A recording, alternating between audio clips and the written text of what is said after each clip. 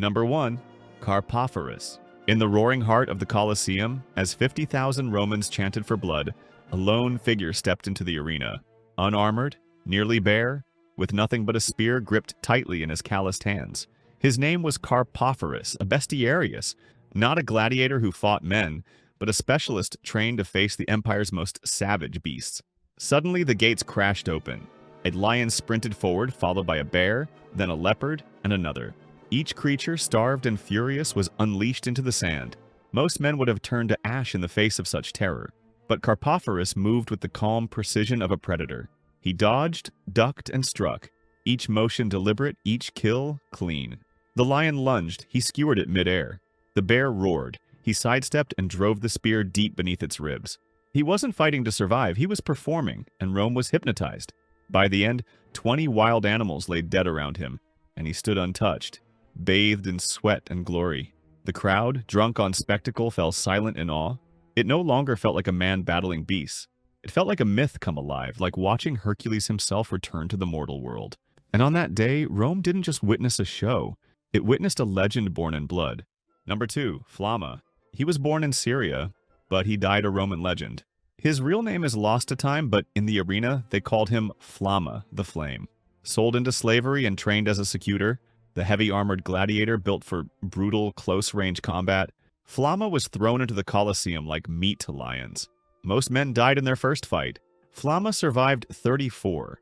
Helmeted and sweating under the Roman sun, he fought with a curved shield and short sword, always pushing forward, always drawing blood. The crowd screamed his name not because he was the strongest, but because he refused to fall. Over the years, he was offered the rudes, the wooden sword that symbolized freedom, not once, but 4 times. And each time, he gave it back. He chose the arena over a quiet life, chose the thrill of combat over the comfort of peace. By the time he finally fell, Flamma had carved out 21 victories, 9 draws, and 4 defeats. He died at just 30, but by then, he wasn't just a man. He was fire-made flesh, a fighter who burned too bright to be forgotten. Most gladiators died begging for mercy. Flamma died choosing war. Number 3. Emperor Commodus. He was born into power, the son of Marcus Aurelius, one of Rome's wisest emperors. But Commodus wasn't interested in philosophy, diplomacy, or governing. What he craved was glory, and not on the battlefield, but in the sand, under roaring crowds, sword in hand. Commodus declared himself Hercules reborn. He dressed in lion skins, carried a club, and posed for statues like a god among mortals. But he didn't just play the hero. He wanted blood, and he wanted applause. So the emperor stepped into the Colosseum, not as a sponsor, as a gladiator. Surrounded by slaves, criminals, and trained fighters, Commodus put on a show, but the fights were fixed. His opponents were armed with wooden swords or none at all. Sometimes he just slaughtered wounded soldiers or maimed animals tied to stakes. He once killed 100 lions in a single morning, pacing through the arena like a hunter in his own personal zoo. But his madness didn't stop there. Commodus started charging the city of Rome a massive fee for each of his victories. He renamed months after himself. Even the Senate was forced to call him Champion of the Colosseum. Behind the curtain, fear festered. His own guards grew tired of the charade. In 192 CE, Commodus was poisoned, but when that failed, they strangled him in his bath, ending the reign of an emperor who thought he was a god and died like a villain in a play he wrote for himself. Number 4. The Naumachia. When blood on sand no longer thrilled the Roman elite, they reached for something grander, something wetter. They flooded their arenas, launched full-sized warships, and turned human suffering into naval theater. This was the Naumachia. In 46 BCE, Julius Caesar wasn't just parading power, he was engineering it. He ordered a massive artificial lake to be carved near the Tiber River, where thousands of prisoners were herded onto reconstructed warships. The ships, real, fully rigged Roman vessels, clashed in mock sea battles, while thousands of spectators feasted and roared from the safety of dry seats. This wasn't sport. It was state-sponsored slaughter designed to impress, intimidate, and remind the empire who ruled both land and sea. When ships splintered and men thrashed in the crimson water, the only escape was death. Augustus inherited more than a throne. He inherited the hunger for spectacle. His Naumachia dwarfed Caesar's, featuring 3,000 men and 30 warships. The battle wasn't real. The carnage was.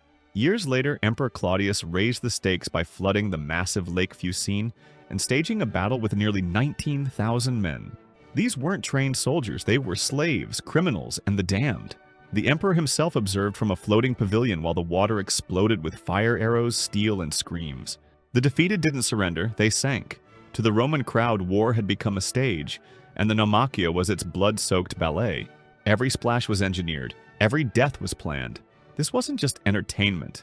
It was power projected with hydraulic genius and unflinching cruelty. When the battles ended and the waters receded, all that remained was silence, and the stain of an empire that turned oceans into graves for sport. Number 5. Priscus and Verus. The Colosseum's grand opening wasn't just blood and spectacle, it was poetry and steel. Two gladiators, Priscus and Verus, stepped into history not for how they killed, but for how they didn't. It was 80 CE. Emperor Titus had just unveiled the Colosseum, Rome's towering new monument to death. To christen it properly, 100 days of games were announced. The crowd poured in, hungry for blood, and from opposite ends of the arena came Priscus and Verus, two gladiators each hardened by years of combat. No cheap executions here. This was a duel of equals. The crowd sensed it. So did the emperor. Swords clashed, shields splintered. Blades rang again and again as both men pushed each other to exhaustion. They fought not just to survive, but to dominate. And yet neither man fell. They bled, staggered, and returned to the fight like wolves circling in the dust. Blow after blow, the battle became something else. Not a fight to the death, but a display of unmatched discipline and mutual respect. And then, silence. Both men dropped their weapons. Not in surrender, but in exhausted defiance. The crowd rose to their feet. For once they weren't baying for blood, they were begging for mercy. Emperor Titus stood, raised his hand, and did the unthinkable. He spared them both.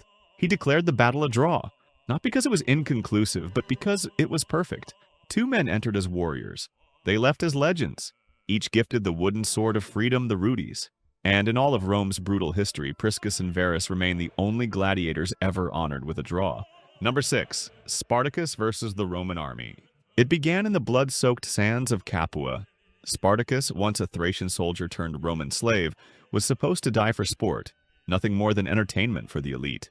But instead, he led 70 fellow gladiators in a kitchen knife revolt, stealing wagons, horses, and vanishing into the slopes of Mount Vesuvius. Rome laughed until they sent a militia, and Spartacus ambushed them with ropes made from vines, descending cliffs to slaughter them in their sleep. What was a joke yesterday became a war cry, echoing across the Italian countryside. He wasn't just fighting for freedom, he was building an army.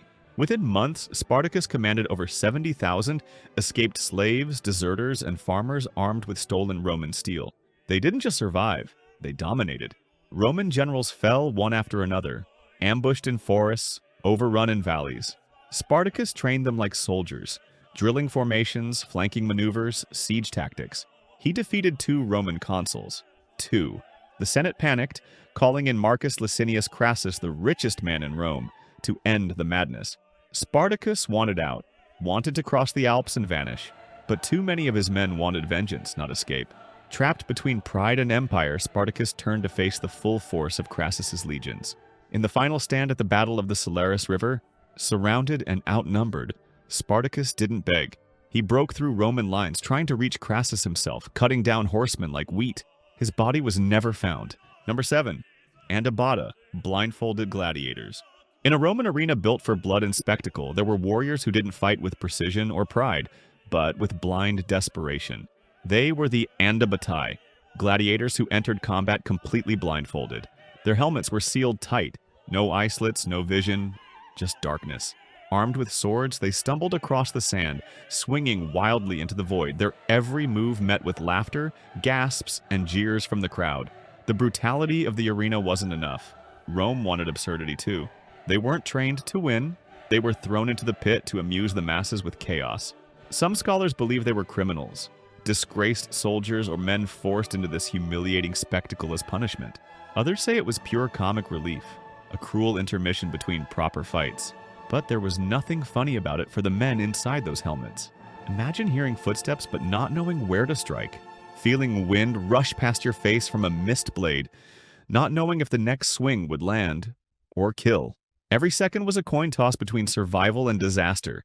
The Andabatae never became legends, They didn't earn fame, glory, or songs, but they reveal just how far Rome was willing to go for a thrill, turning even blindness into blood sport.